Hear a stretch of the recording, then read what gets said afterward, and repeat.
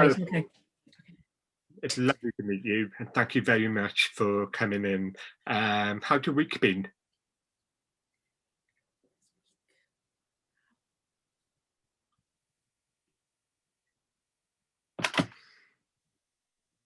Really good. Pretty settled.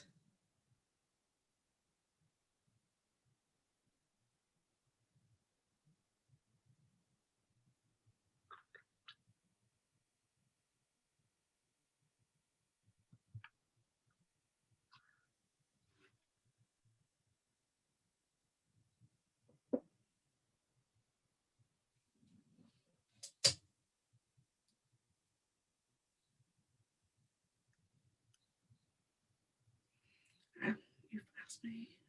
Okay, COVID. Yes, it's been good. Yeah. But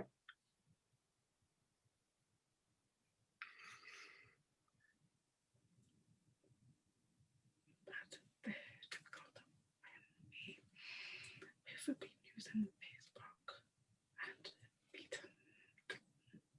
That's helped too. The art of the same helped me. Like calmer, feel a bit calmer. I can focus on different ideas. And that's positive. Negative. Can't feel calm, stuck there. The world happy, why there, pollution. So better, safer environment.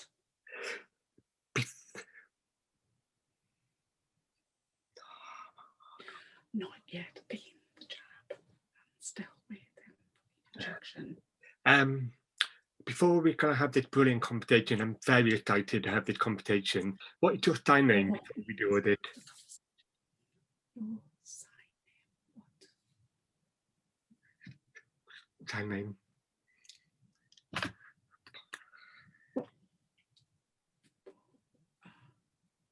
Ah, P, Paul.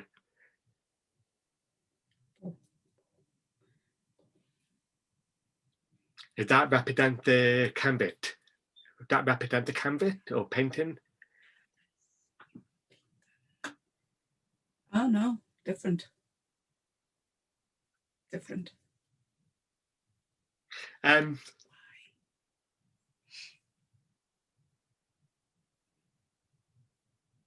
California, the California sign when moved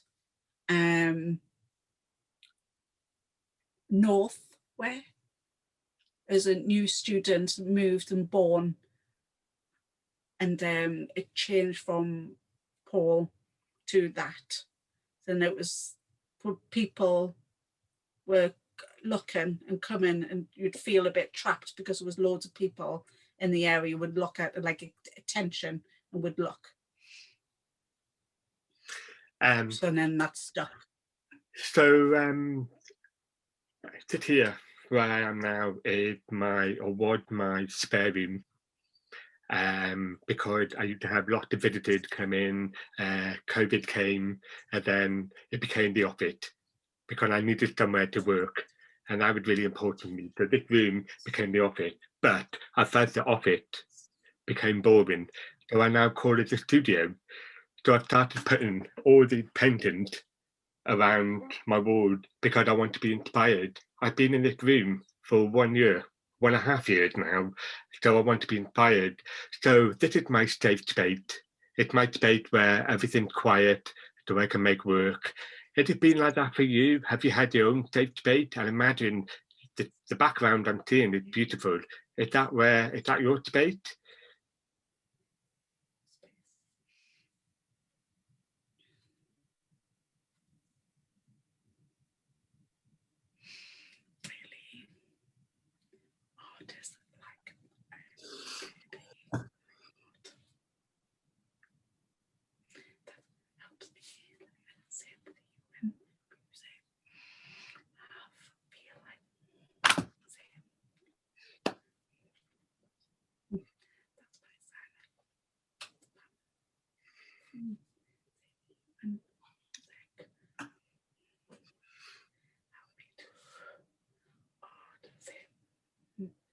be like, should be.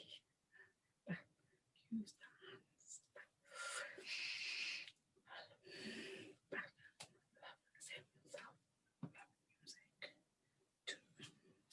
To different visual music and sound music. That sort of sign. Visual music. Visual. So we hear coloured.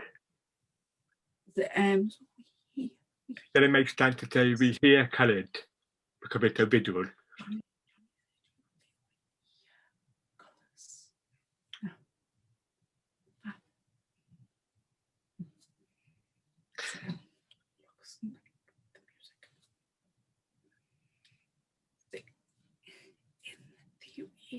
Research, like how to listen to music, you have music, to use the patterns, to use like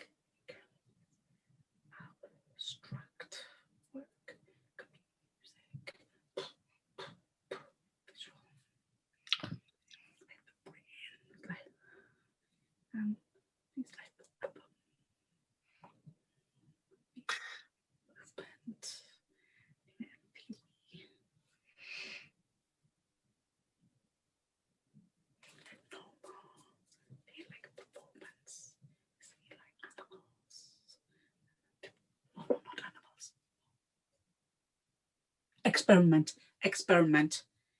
experiment. Okay.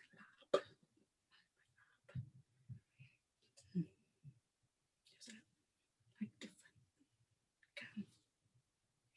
I try to put my works. Then I can just mix. This is really interesting, Paul. I touched upon what you said about how hearing people appreciate music. The beauty of music is that people appreciate the beauty of sign language and the visual art. It was a beautiful quote you wrote, and it made me think why I have the visual things all around me and why deaf people are so dependent on something visual. We could talk about that, and I really want to talk about that a bit later, but before we talk about it, I'm kind of interested in your deaf identity, maybe a little bit about your upbringing.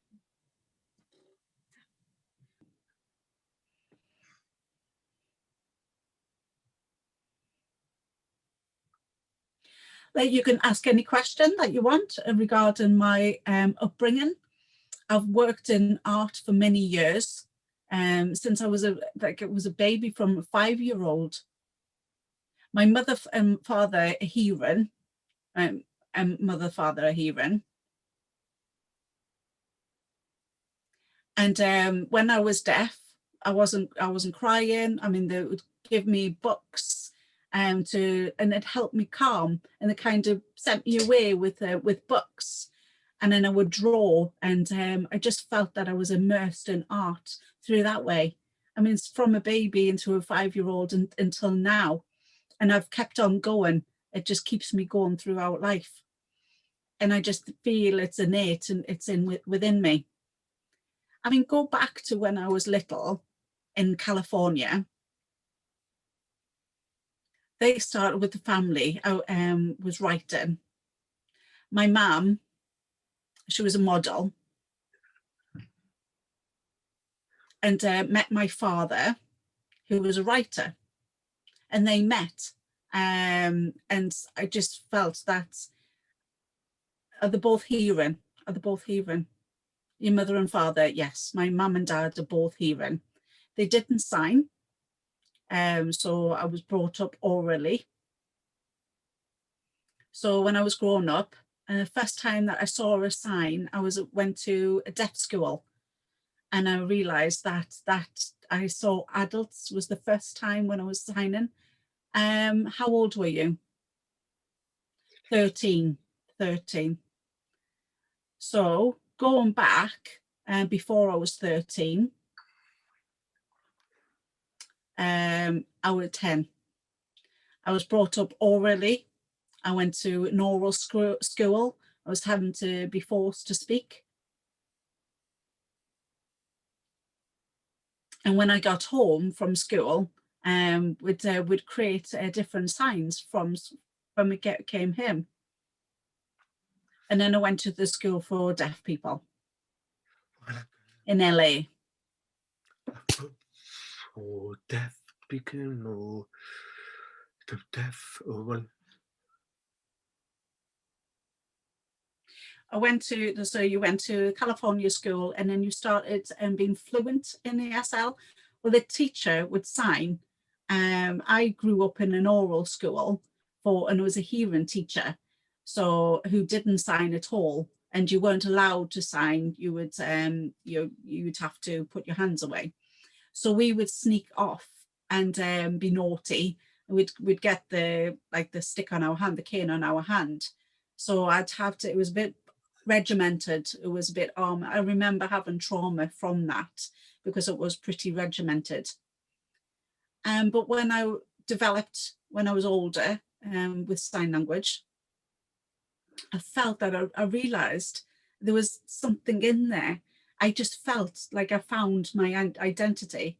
I know I was later to learn, but then I didn't feel like I had my full deaf identity until I went to university. And I saw more people sign in. Where did you go to university? New York. Rochester, where?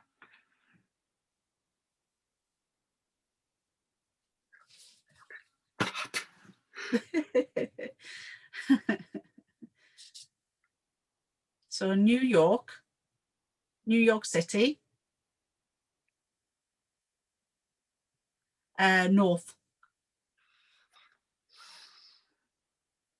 Canada.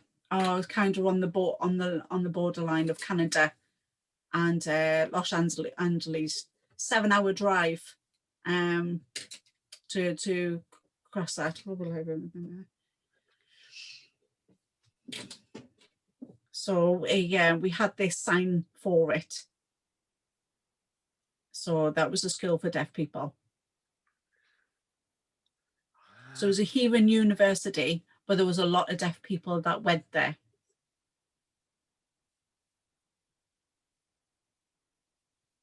There was 8 different colleges within the university. And I studied with hearing people, English. I studied in the hearing school, but I used to be like in the social club and used to be signing and mixed with other deaf people.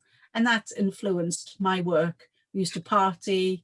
I used to be able to adapt between school and social life. I really, really enjoyed myself there. And I felt I found myself when I went there. And it was the first time I'd seen people signing and using that identity actually in their art. When I was younger, it was more like a hobby. I just was just like little different things. I used to just paint with my hands, but I hadn't really had the rest of the ideas.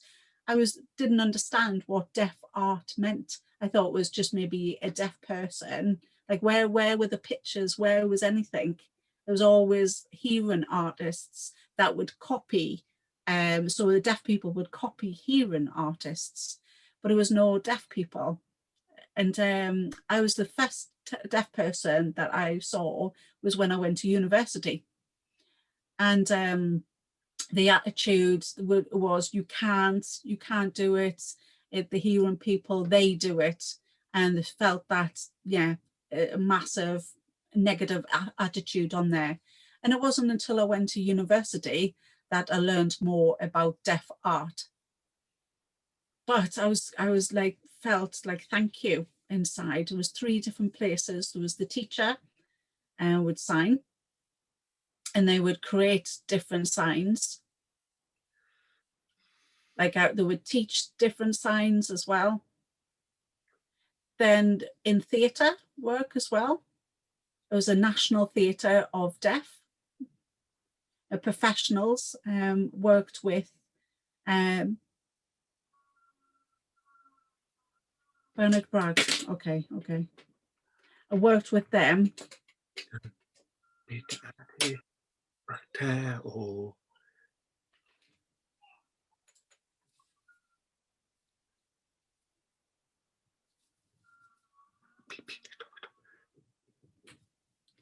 Bernard Bratt as the first deaf mime. He studied. He went to just study mime with a famous person. third deaf to go to parrot.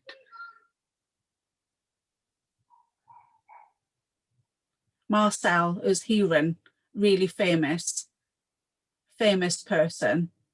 A mime signed and did. It was a mime artist. It was a one-man show, and it was a silent show, and it was this called The Silent Man. It had a white face, and he changed performances. He set up different performances. He set up the National Theatre of Deaf. So that's how BB went. So go back, Paul, when was it? 1968. 1968. That was the first time that was set up for the National Theatre for Deaf. And then it grew and travelled the world, went to different places, was involved with different things, met different people, and was involved with the theatre. And that's how I started getting my ideas from that. I used to play with different signs, poetry, different how to adapt English and to change it into the sign language poetry. And I learned a lot from it. It was such a rich culture. Then third, what helped me was the visual art. And I've been in visual art for a long time, been in that, having teaching in Gallaudet. And I was a Siena Art University and college, and visual artists. The one I must tell you about, and I'll show you as well. Before I set up the Deaf Art for You, before that was all set up, and that was as a hearing students who would be teaching. Their projects would give the projects would be given out. It was hearing must draw and write, but how was it important for a hearing person? It was important for the person. Would it be is it important that they hear, or is it not important? And their experience as a hearing person, what is it? So we would research this. Well, it doesn't matter. Like so if it's but where's your identity in that? So we would write things down and teach ourselves how, like, we've got the love, we've got the passion in there. We've got the experience. It doesn't matter that we're deaf. It doesn't matter that we can't hear. We still have visual experiences. And that was the three areas that helped. For the philosophy,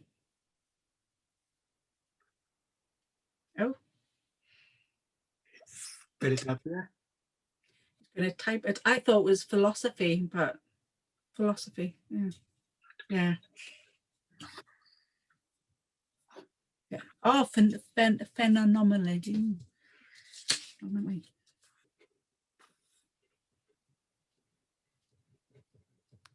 Okay, it's a new theory. It's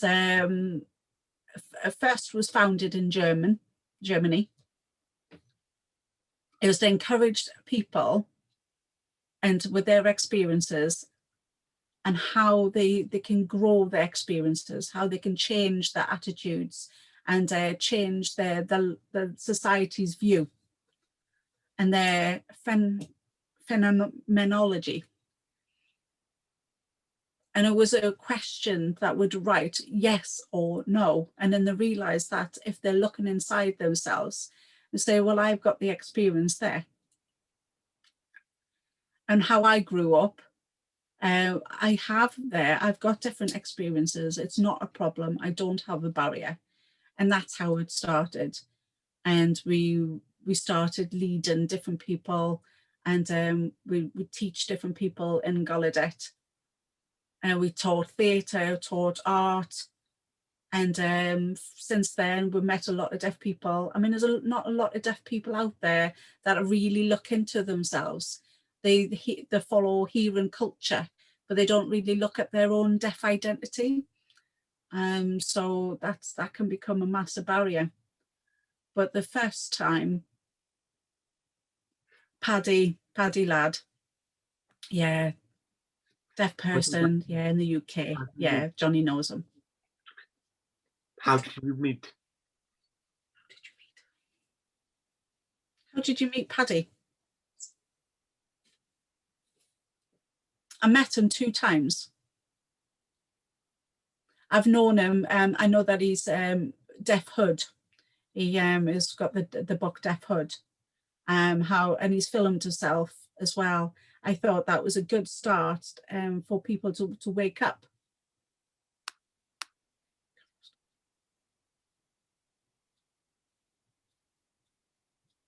And today, we're in this, we're in the deaf world.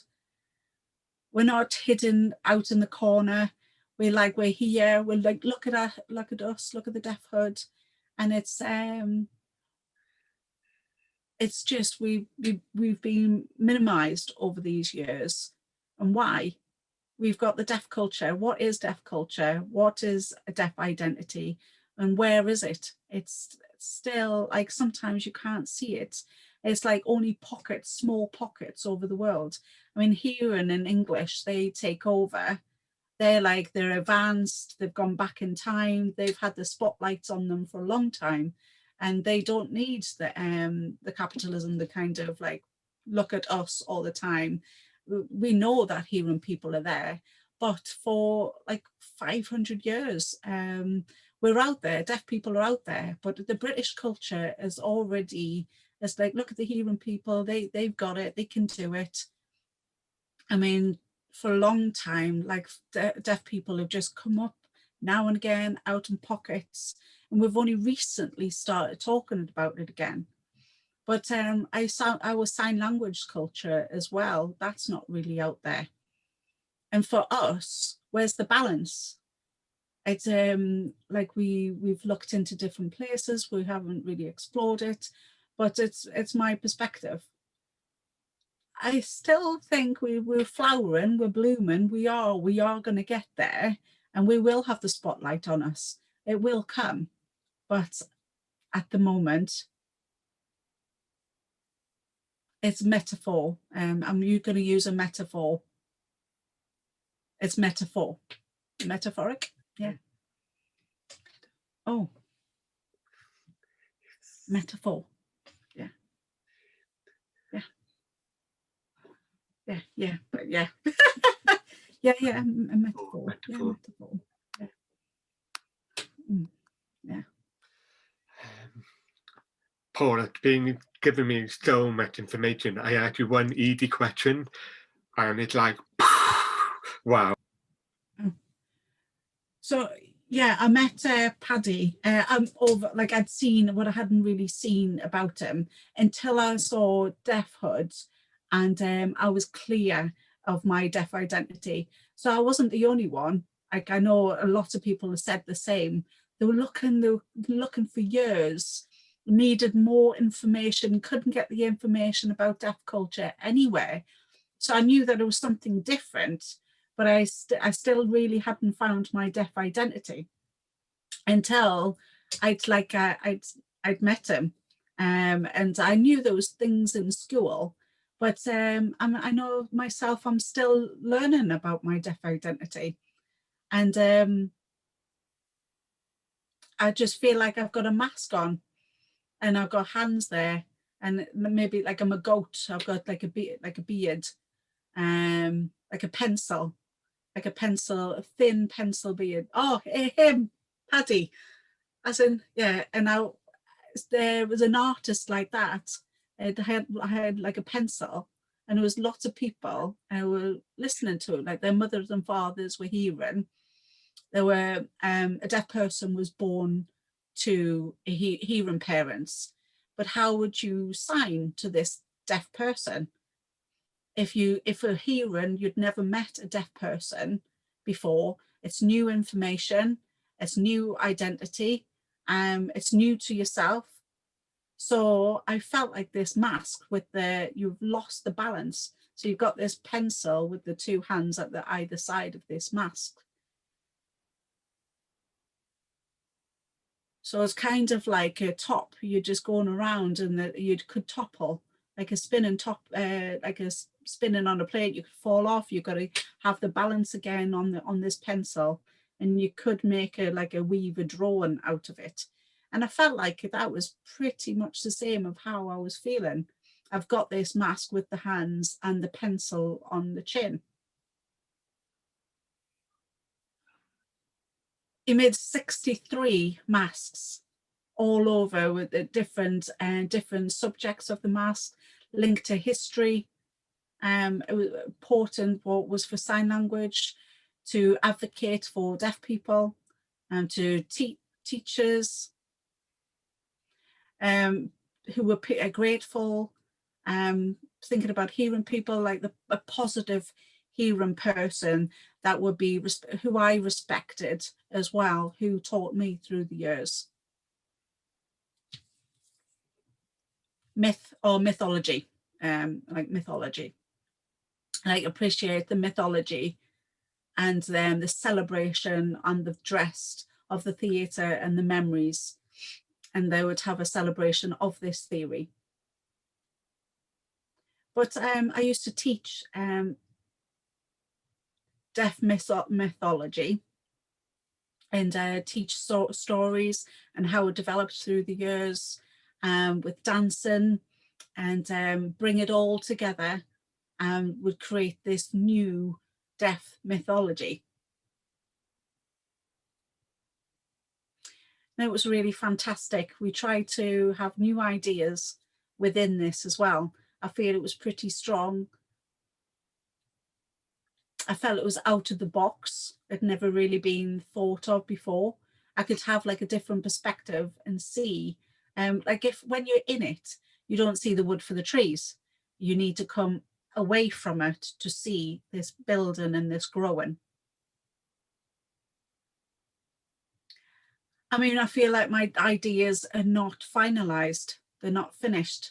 I'm just trying different ways and different perspectives and trying different things. In this studio, it feels like you're cooking. It's like, you taste something, it doesn't taste very well. You keep on cooking, you keep on adding things to it until it becomes perfect. Or it could be just okay. There's nothing wrong with that. There's nothing wrong to get the wrong ingredient. You just keep on trying. This methodology you used, is that something you apply when you teach? For example, I noticed that you teach in, I can't say it, Gallaudet University. And so is that the same methodology you use for hearing as well as deaf students?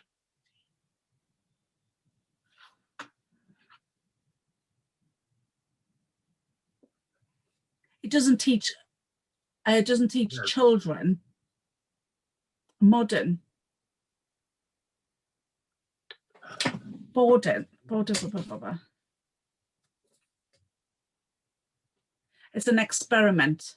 Yeah, it's an experiment with children, with deaf children.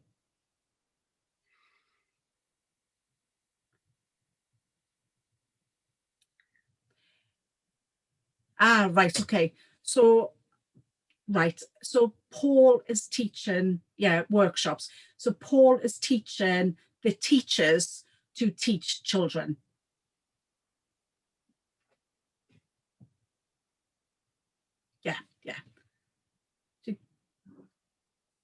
clear, Johnny?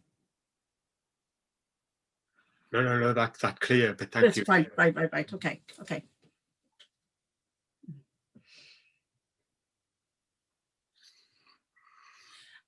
Paul's philosophy is to empower, is empowering. Empowering. Okay. Empower. To give them the empowerment, so that they can express their own feeling and create their own imagination and think about their own experiences, like dancing, dancing to the rhythm, drums, feeling the vibration, or whatever's within dancing or theatre or poetry or stories, and to develop all of that. And it's just an experiment, but it's a good workshop and it's a good way. I mean, 1 week we've been doing this, we did this. You need a year to develop it. It's not, a week is not enough. But for one person, like I need more people to teach the teachers to teach deaf children. Really, I need 3. I need like the art, the theatre and the poetry. And I mix that together to help guide their interest. So the deaf mythology and history as well, like Africa, Greek as well, Australia, their culture, their cultural history and what they've learned, whatever can be famous. Oh, Paul's frozen. Yeah, he's frozen. But yeah.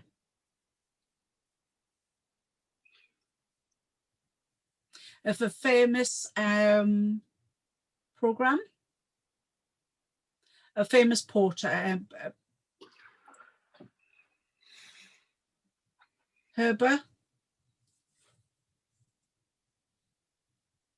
is a storyteller. Can you, the person, is it H-O-M? Yeah, Homer.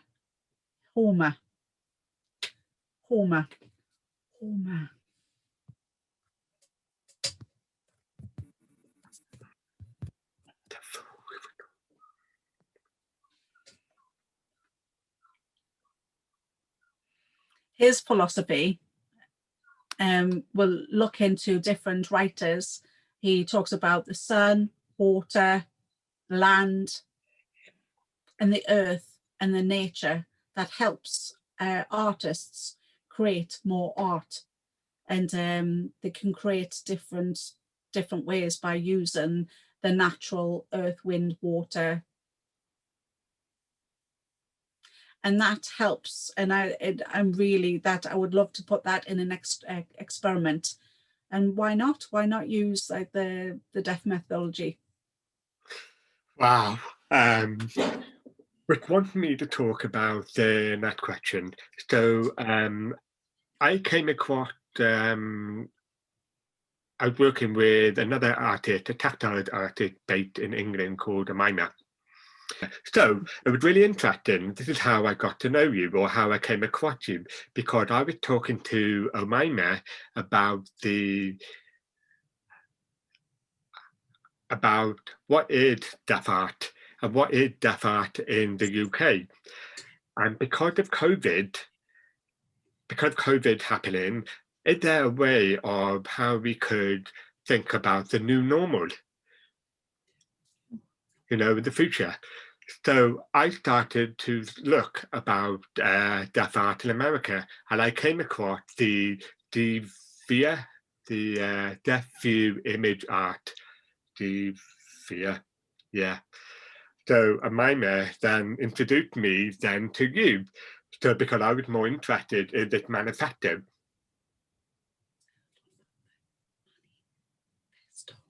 And so I got really excited about it, and so I would love to hear a bit more about how it came about, and what are the reasons for it? And more importantly, does this manifesto or does this group apply to hearing artists that did the deaf way, or does it apply just for deaf artists that did deaf experience? So there are a lot of questions. I'm really sorry, Paul, but you could explain in your own way. And sorry, one thing, one the reason why I want to ask you about it, I'm wondering if it is possible of this manifesto or a manifesto that happened in the UK that could be inspired by this group.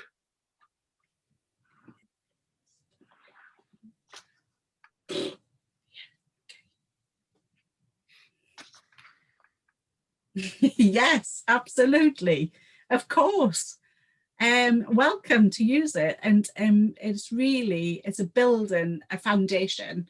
And the manifesto is new. It's just like a deed. It's just new. It's growing. It's like a tree. It's growing. It's not a fixed script. And we would like other people to add to it. To go back when I was teaching hearing students.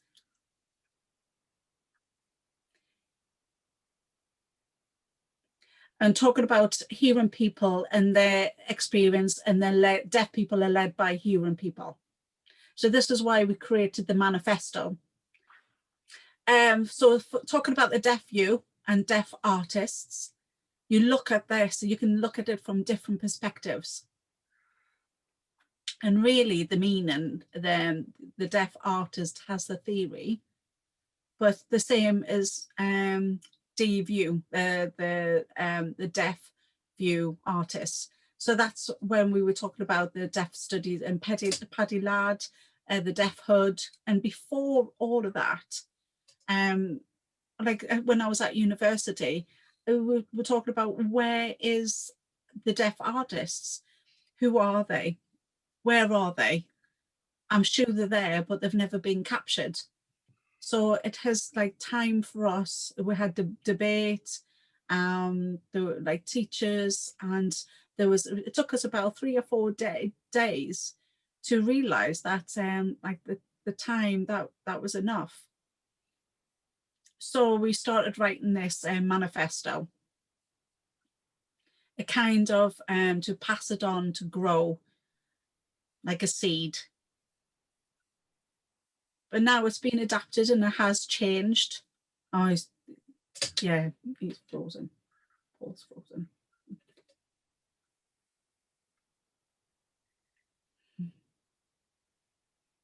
Yeah, so like the seed. So like the seed. So the deaf artist, how we came up with the name. What does deaf art mean? Deaf studies, like deaf studies. There's research. And then now one person, maybe they've got the wrong idea about where did it come from. They thought it was political and that we're fighting, and that doesn't mean that. The manifesto doesn't mean that. It means deaf view, and it would neutral. It's just a neutral. It's just to have a look, to try and have a look at our view. Like it's open to all, for architects, painters, storytellers, video.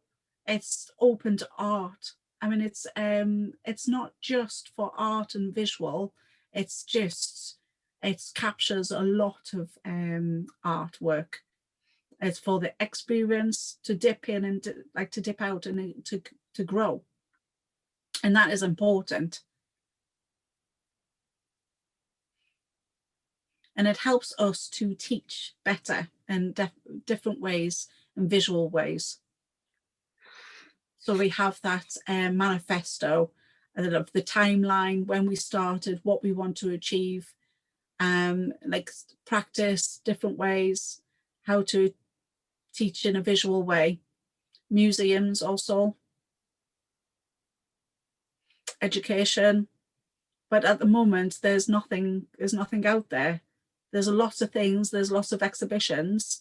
Facebook, social media can be used, and we can use, I mean, if it's a good or a bad thing, if you like it or not. But a conversation, before we didn't have this. And that time, before Zoom, before all of this, like the money was difficult. What year when you were talking about?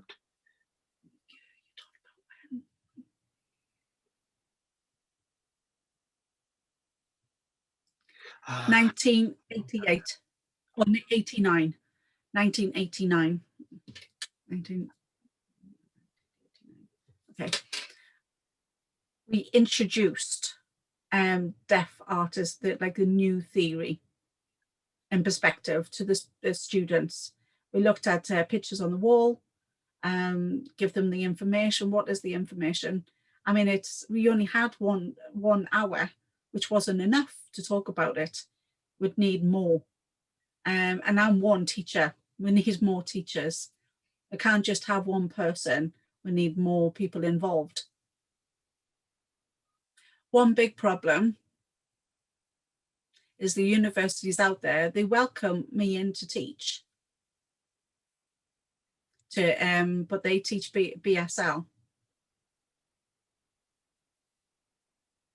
But where's the teachers for deaf artists and deaf centres? There's no deaf artists. I mean, in England, I mean, where's the deaf theory artists as well?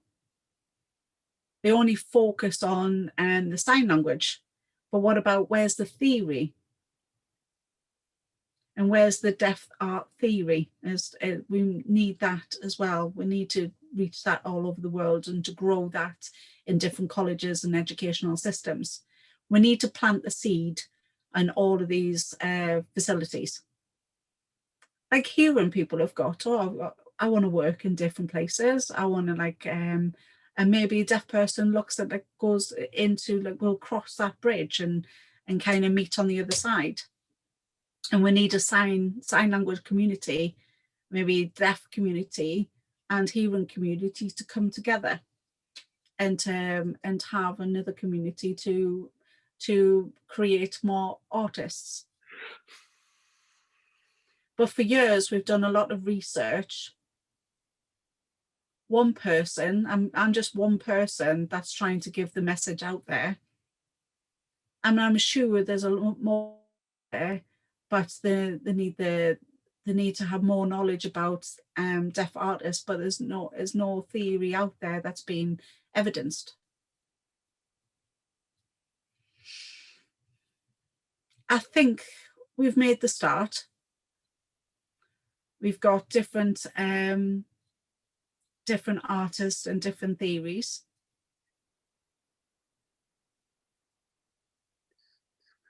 We need people to become teachers first and then put in the deaf theory as well. Maybe in libraries need to come together and I mean, Zoom is useful.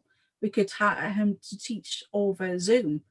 And maybe that could be a perfect start to get it out of the world first before universities and colleges open back up again, and how they can grow their seed within their faculties as well and branch out. I mean, Zoom is the best new tree, I think, to get the theory out there, to start teaching people. In my past, I used to go to lectures after lectures. I used to teach as well, and I would just do an hour and then an hour there, an hour here. But you can't guarantee that it's passed on, and if it's remembered within the students. The people might go, oh yeah, that's a nice idea. But within Zoom, you can record it, you can watch it again. It could become a library. People could look at it in their own time and their own history. So that's one positive thing of, like, for doing this project as well. People could look at it for years to come. But it can be a problem. There's 3 problems. What does art mean? What are the rules about art? Are you talking about normal art or just deaf art?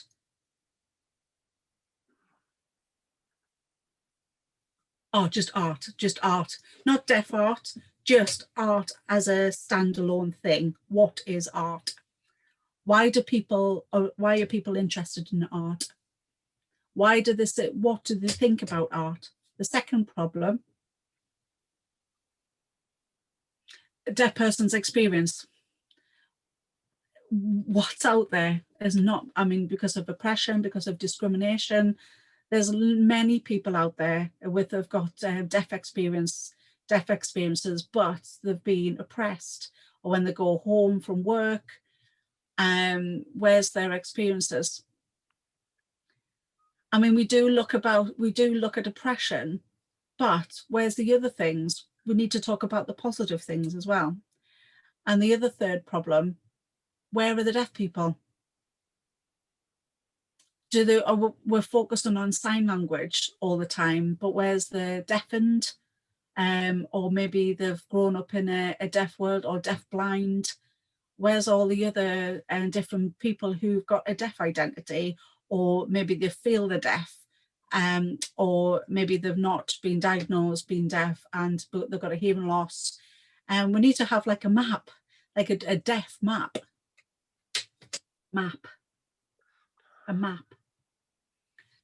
Yeah, a deaf map, like of hearing people, but deaf people who also kind of like a timeline. So you've got they speak English, they've maybe got visual sign language, where's their signing space, where's their frame, maybe it could be spoken language, so hearing people to deaf people, and where's the kind of measurement, and where they kind of, so you need like you need like a frame of all of the different people who've got a hearing loss, and where they sign, and what levels of signing they have as well.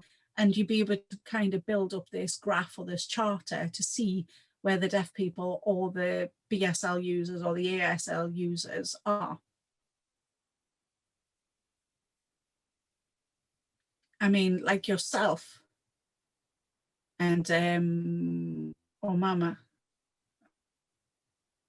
You're right. I think they would it's a positive thing. I think there is a new younger generation, a new generation of deaf artists to lead the way, and I'm hoping that what I was hoping to inspire from this movement we created back in the 80s that keep going.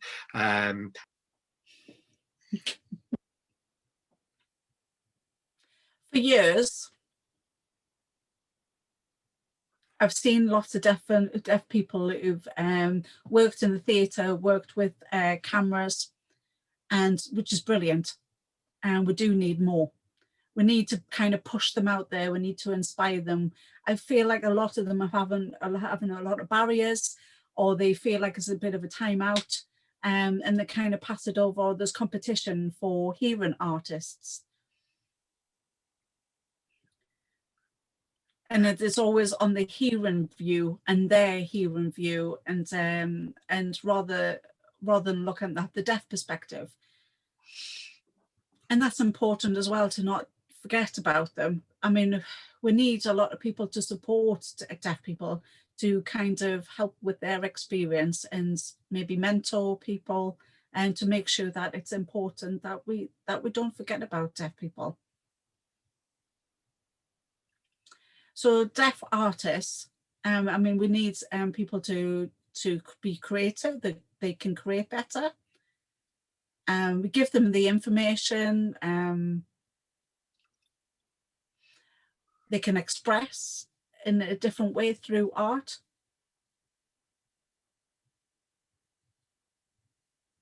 They can be taught storytellers. They can use with music, dancing, and education as well. We need to change education. Hearing children, who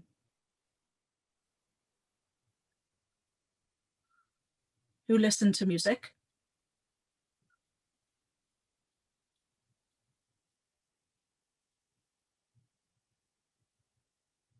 And also people enjoy listening to music, play games, use theatre, create, and people that work in like different genres that can use the instrument, if you, in a way, to be creative and create different ideas.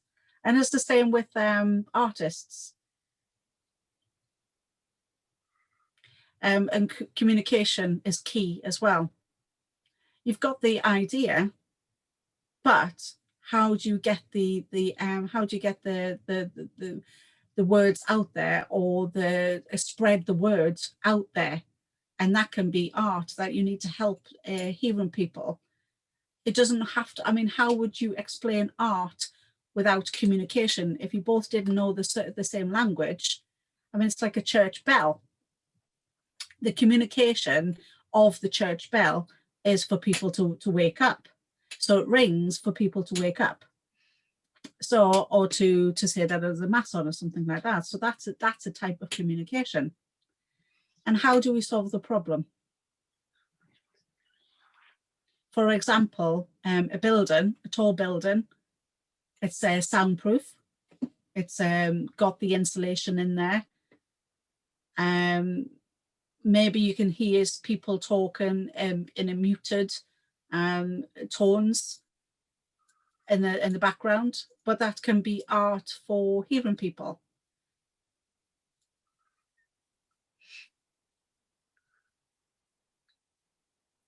But how would you advise a deaf artist? It's not much out there. As I know in theory, we need to have the theory out there to teach deaf artists. So you need to use these 5 elements to support deaf people to how to express themselves.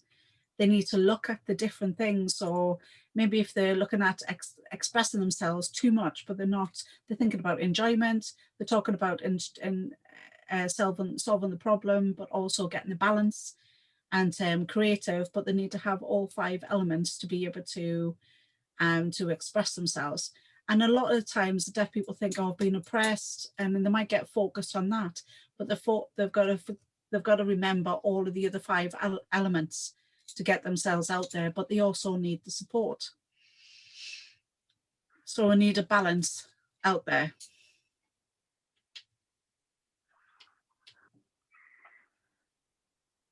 So hearing people sometimes are frightened of oppressed people. I mean, the world can oppress other people.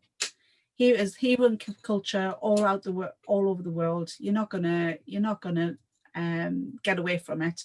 It's on TV, radio, but we need different ways of supporting people to live better, and that's the most important thing. Before, I think it's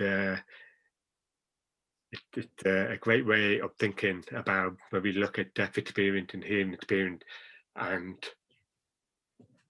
bringing them together. So yeah, that's really interesting.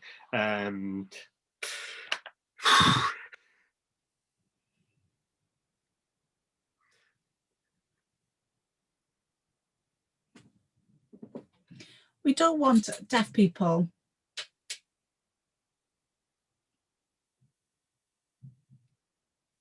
same as an understanding, well, we want a different, I have a different understanding to you.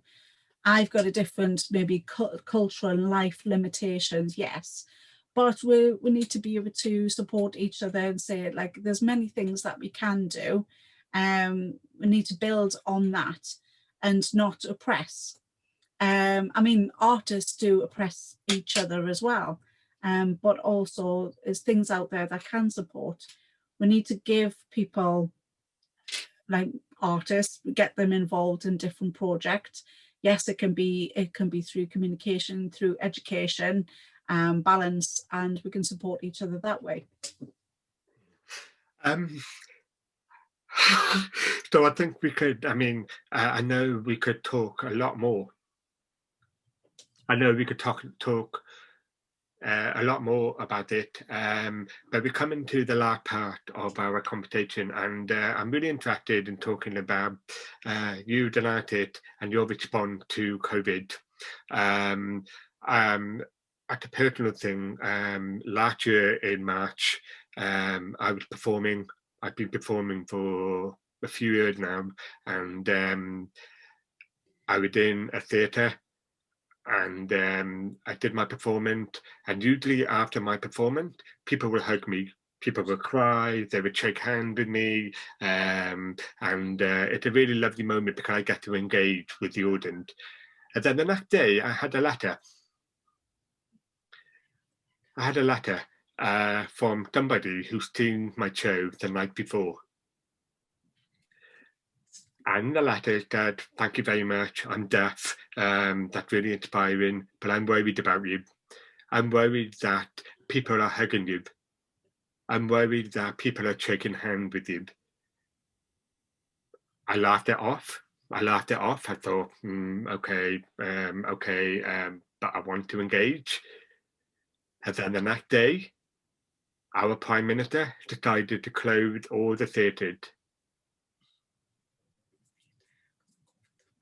And then at Gallaudet, everything went downhill. And I'm talking about it because it's something I would never forget.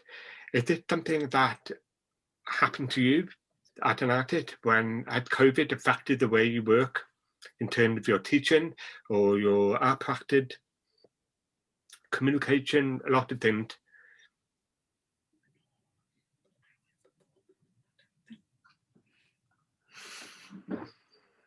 I actually did. This is the actual letter this man wrote to me, and I keep it with me all times.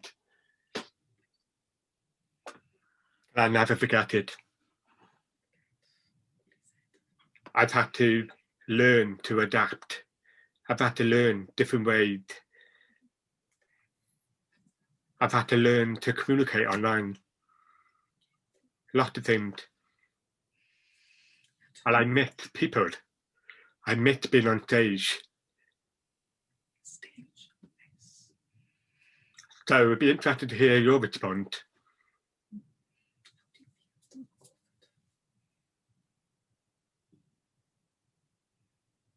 It's not easy. It's not easy at all. You have to be strong and think positive. It's the positive that keeps you going, and you have to double layer, triple layer that positivity to keep on going. I'm lucky. I feel lucky that I have my art to keep me going, and theatre, and poetry, and using different ways through Zoom, and workshops as well, being engaged with different workshops, and maybe theatre workshops and poetry workshops through Zoom. I think they're important. I can self-edit, video myself, and then keep on doing, like, putting stories for other people to engage with their stories and put them together. And that's a different, it's new. Zoom is new to us. Using the Facebook is quite new to a lot of deaf people as well, and doing it that way, doing workshops.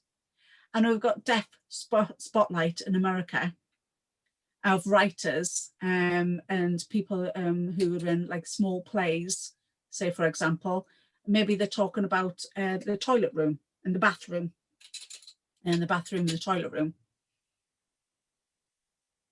Maybe they've got a small bathroom and that they look at like their theatre and they watch, and that supports them.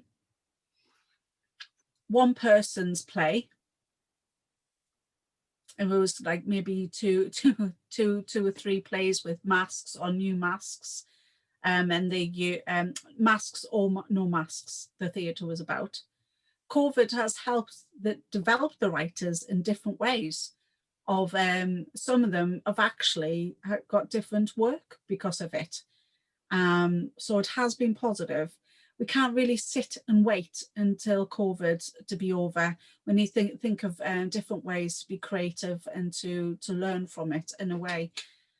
like yourself, we've met, we can meet again and again this way. We cannot just sit I agree. and sit and wait. It made me slow down a bit. It made me think a lot more about what is it that we need to be doing. This is how I came across Omaima, speaking to other deaf artists. And what I found in COVID, that because the access was so poor, when I'm talking about our Prime Minister not telling us what's going on because there's no interpreter, the deaf artist or the deaf group became stronger and we supported each other. So for example, I'm in a group with Nadia, an artist or an acted group, and if I have a problem or if I want to know something, I can ask that. And so because the access has been so bad, there's been no interpreter on the TV telling us what's going on. So we made it vulnerable. But the Deaf Alliance, the deaf group, to become very strong. Has that been the case for you, Paul, in Washington or in America when it comes to deaf people or deaf artists in terms of network? I'm sure. Yes, it's stronger. We've got plenty of Zooms every day. We use Zoom every day. But I know, like, sometimes we've had to have a bit of a timeout because of it as well. So people express themselves and they might love it, but we love to talk about the artist theory through deaf, like, and like, yeah, we need to be involved and we network with each other. So I think that has grown through, I know theatre, there's plenty out there, but deaf art theory, we need more. And we need more, like, to people to join, and we need to get stronger, like what you said about yourself. In Paris, in France, there's many artists that have come together. They used to come together for a drink and talk about art. And that helped the engagement and helped the network. And I'm sure that there's deaf people out there that do that and help each other and build on this network. I mean, what do you think of, like, this? I haven't really talked to, but have a look. What do you think of the art? Like, of thinking about, they talk to each other. You get, like, if you're just on your own, you can't really influence yourself in a way. You need to, like, study. Yes, I know it might always be about hearing people, or like, but look at deaf artists as well. You need to have a balance of what you're looking at and say, like, what do you think? Like us two today, and bilingual, and if we talk about bicultural, by everything, because of the sign language, is English in America, and it's, I mean, like, this is rich, this is culture, this is we've got to think about all of the different things. We're talking in BSL, ESL, English. We've got we can have the subtitles as well as voiceover. But we just got to keep on at it and keep on working. If we have one hearing person, it's just a mono language, but all of these different languages is very rich. I have no, great. I have a few more questions, but I'm going to ask you one more last question, because I feel that there are more questions to be asked, but for the purpose of this project, I've got one last question to ask you. So COVID fucked everything up, you know, economic meltdown, all the things that happening. What do you imagine? How do you imagine in 2, 3, 4 years time, what might be a reset for you? If you had it your way, some of the changes that you talked so passionately tonight, I think I know the answer, but what would you do? What would be the kind of best practice to unlock people like me, you, and yeah?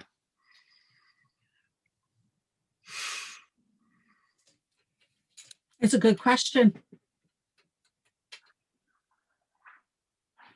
I haven't got, like, we haven't got the crystal ball, really. We get, like, to think about what's going to happen in 3 or 4 or 5 years time, but I'm frightened. What COVID has done, like, is it going to be forever? When is it gonna go? or we're going to have the masks all the time, and it's going to be an issue for COVID. I am worried about that, because that has had the biggest impact for deaf clubs and like for deaf people. Where is the signing going to go to meet each other, to communicate with each other? What is going to happen with sign language? And hugging. I mean, our culture is we hug and we touch each other, and we're going to like spray each other before we hug each other. It's I don't want that, and it is.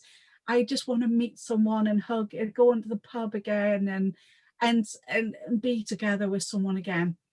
Do you think that's going to happen? We don't know, and we don't know how long we're going to be in this for. For deaf artists, you're like, yes, we've got Zoom to show to show our paintings and stuff like that. But I'd love to be back in the theatre with like you in the same environment, not just over Zoom all the time on this 2D screen. And it is such a good question. But I am frightened. I am frightened to live in the world of Zoom because of COVID. I mean, it influences us, and we become back to being individual. Sometimes we kind of like it. Zoom can influence that to be kind of put each other's back. And for me, it's not a problem. But I don't want it for others. I want the community to be back together again, and for the deaf clubs to support each other, to network again, and to support sign language. So that's one thing. I mean, like, we can't really talk about what do you think, what do I think, and we can't really wait for COVID to. I just want to be able to write. I want to be able to get everybody together. I want to have an exhibition. I want to be back in the theatre.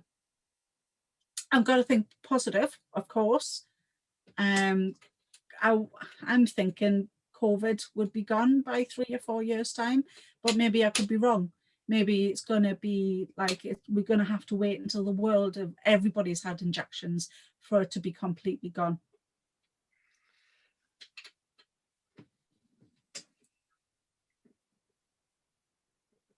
But I mean, maybe we're going to have 3 injections before the masks, or maybe we still have to have the injection and still the masks for a longer time. And COVID is new to us. But I mean, you can't see in the future. I mean, it's really powerful, and it's taken over the world. COVID is like a ghost. We can't see it. It's there. It's living with us, and we can't see it. I just want to be able to see how things can develop for the future. I want to be able to develop stories, film myself, how I've grown up, maybe take some have a photo book of that's a good start. I'm going to start with that. I have to know how to develop my own skills in like experimenting with video cameras, and maybe do an iMovie, sort of learn to like develop my own things for myself. That's what I would like to do next. Maybe to like give it to family, but I'm one person. I'm at home all the time. I would like to get out there a bit more. I think, but really we'll have to wait and see. The whole plan of this project is to hear the wish stories, and this is not the start for me, and it's certainly not the end. This is the start for me, and this is not the end. And it's really important we keep having that conversation. But I'm going to end it on here, and I want to say a massive thank you for talking to me about some incredible things. I feel it's elevated. I really have.